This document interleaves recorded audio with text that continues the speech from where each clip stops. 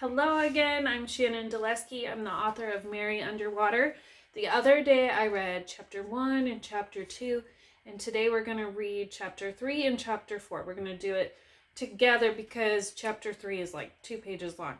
So, if you think to yourself right now, what happened in chapter 1, we know a few things. We know that Mary's dad is home from prison. We know that her friends and family are concerned. We know that she is failing science, and we know that she has been partnered up with Kip Dwyer on a STEM project for a science class where they are going to make a remote-controlled submarine. Chapter 3. At lunch, I go to Mr. Fenn's room for detention, but I don't really mind. It's better than eating in the cafeteria anyway, where I have to pretend everything is fine to Lydia. Kip and I watch videos of other kids who have made similar projects, and then we look up submersible parts online. Submarines are used for war, and submersibles are used for science and discovery. Kip says his mom will probably pay for the parts if he's actually trying in school. He makes me laugh twice. Once when he imitates Sister Bridget, and once when he falls out of his chair. I can't tell if it's an accident or not. Mr. Fenn yells at him either way. After school, I ride my bike home smiling. I'm so distracted by the project and Kip that I'm not worried about the pickup truck with the dented front bumper parked in the driveway. As soon as I step through the doorway, though, I know something is wrong. My stomach sinks. It's too early for him to be home from the boat. He should be on the water, or at the tavern, not here. Did Sister Yu call them? Did she tell them I failed my test? She did. I know it. Or Mr. Fenn did. My dad sits at the kitchen table, a beer can open in his hand.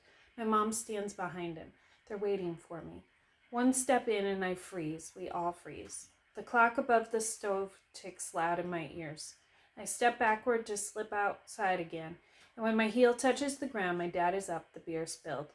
I don't turn quickly enough. He's near me, his hand on my wrist, the only piece of me he can catch. The fingers curl around my bone and squeeze, but I brace myself against the door and yank.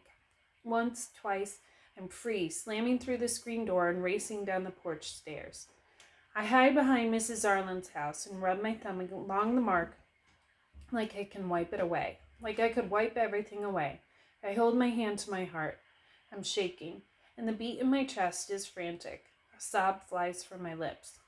I fumble in my pocket and pull out Joan's card, wiping my palm over it. I am not afraid. I am not afraid. I am not afraid. I close my eyes and blow out air slowly, deliberately. I am okay. I am not really hurt. Not really. It's been worse. A door slams, and I glance around the corner of the house. My dad's truck drives away quickly, probably to the tavern. I give myself a few minutes, then shuffle my feet up the steps, my hand heavy on the wood of the railing.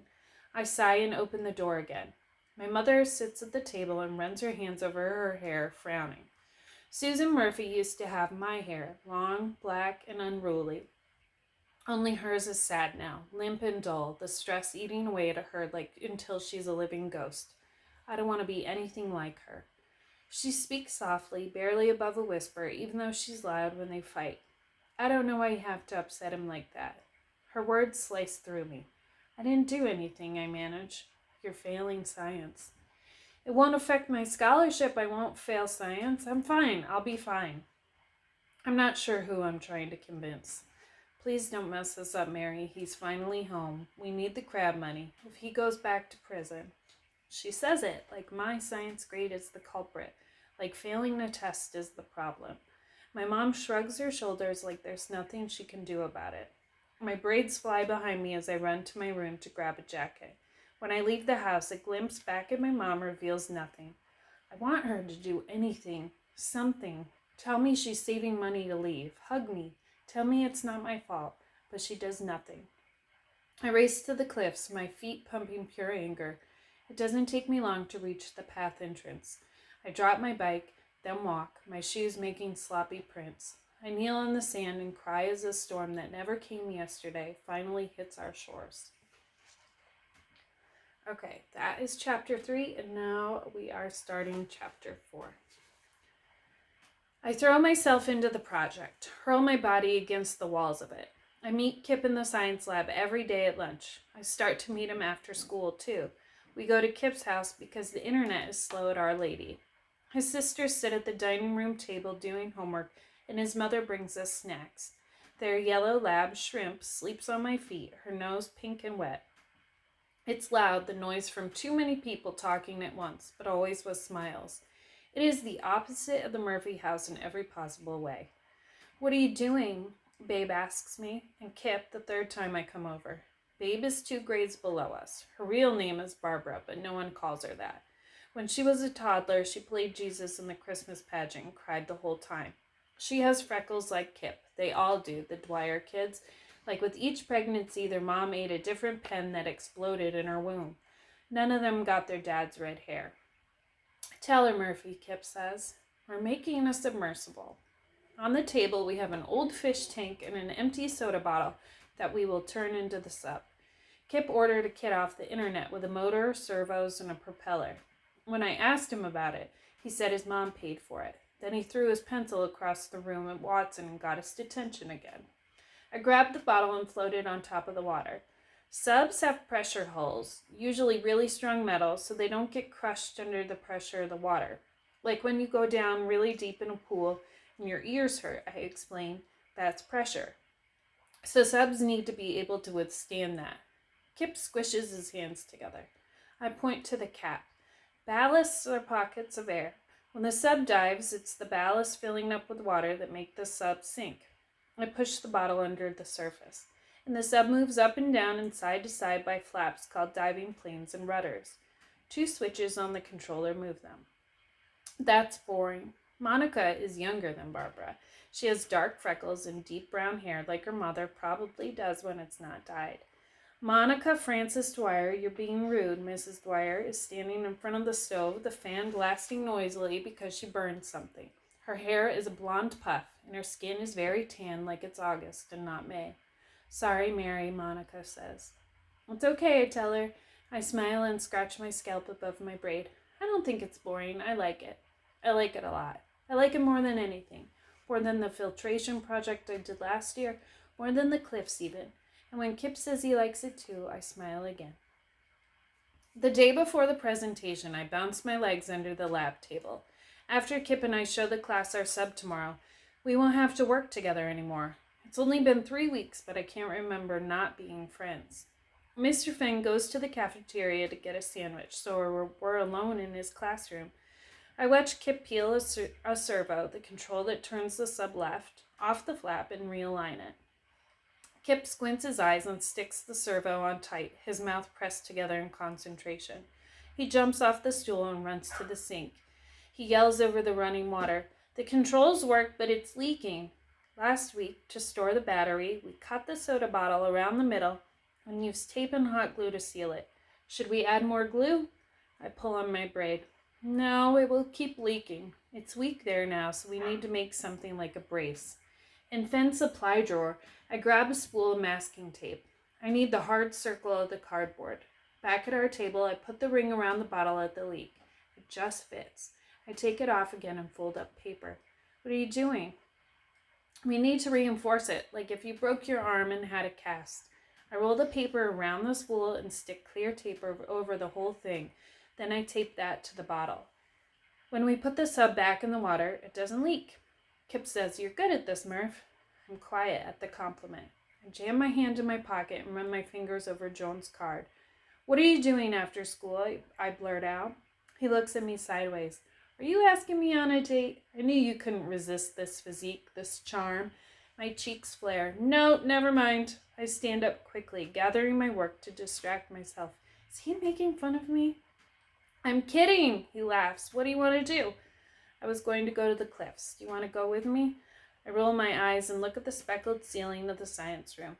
I wish I hadn't brought it up. It's a terrible idea. I want to curl up in my shell. Are we going to make out? "We are not." I rip my backpack off the table and turn to leave. He touches my elbow, makes me feel light and bouncy. "I'm sorry." He stands up. "I'm sorry. I was joking. I didn't really think that. Now, if you ask me to go to the South Beach," Kip winks. The south side of the island is where the high schoolers go to kiss. I suck in the air. What was I thinking? Asking him was a terrible idea. I pushed my eyebrows down. Never mind. Want to look for shark teeth? I'll meet you by the bike racks. I need to be at the marina at 6, though. I'm on gas duty. Clasping my books to my chest, I watch Mr. Fenn walk back into the room. I don't know now, I say to Kip. Fenn shakes his head. Did you say gas duty, Dwyer? You're going to mock me while Murph breaks my heart? That's cold, sir. From his desk, our teacher laughs, opening his wrapped sandwich. I didn't know you had a heart. He bites into his chicken sandwich and a glob of mayonnaise lands on his gray tie. I grimace. I do, and it beats entirely for Mary Murphy. You couldn't tell? Kip grins and steam evaporates off of me. Stop it. I think you overestimate your appeal, Mr. Fenn points out. Are you an expert on women, Fenn? You got a lady? I don't got a lady, Dwyer, but yes, I have a girlfriend. He does? I wish she would address the wrinkled shirts with him. Do you love her as much as I love Mary? Oh, dear Lord, I say. I am leaving. I'm sick of his jokes. I don't know what they mean, and I don't understand how he can make jokes 24 hours a day. It's unbearable. The bell rings for 5th period, and I hurry to my locker. I catch Lydia's eye, and she gives me a weak smile. She walks across the hall toward me. Hey! She puts her hand on the locker next to mine. Did you do the math homework? I swear I don't get anything that man teaches. I did. Can you explain it like a human? Mr. Wisniewski is a calculator, I'm pretty sure. I don't answer her because Kip walks by and waves at me, but it's a loud wave, like noises come out of his fingers. Lydia grins at him. What's up with you and Kip? I grab my English textbook and shut the door. I don't know, what do you mean? Are you together? I thought that might be why I haven't seen you. I opened my mouth to answer, but she said, It's okay, I get it. Maybe we can double date or something. Omar and Kip are friends, then we can see each other. Omar's dad works for the sheriff's department, so I don't want to do that at all. We're just partners on Fenn's project. So you just... Lydia pulls on the short sleeve of her white shirt. Hers is crisp and bright. Are you mad at me? Did I do something? She tips her head to the side. No.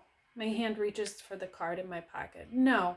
I need a good grade on this project, that's all, but it's over tomorrow, and then I can hang out. Okay, she says. I miss you. My shoulders fall. I miss her too, so much. I just can't have her mom calling any social workers. If I can get a good grade on the project, then maybe everything will settle down and we can be friends again. The second bell rings, and now I'm late to Sister Bridget's class. I slap my hand to my face and run. The nun marks me late, and I sit, scrunching up my face and thumping my pencil against the desk. When she tells us the page, I open my anthology, but I'm distracted. Why does Lydia think Kip and I are together? 2 rows ahead and to the left, he's sitting quietly because Sister Bridget won't let him be funny. Do I like Kip Dwyer? I like his freckles and the gap in his teeth. I smile at the back of his neck where his hair meets his white collar. I spend too much time thinking about it while Sister Bridget talks. At the end of class, the Pope stares back at me from the poster under Sister's flag like he knows I'm thinking about a boy, and I slam my anthology shut. Okay, that is chapter 3 and chapter 4 of Mary Underwater, and next week will be chapter 5. Thanks, bye.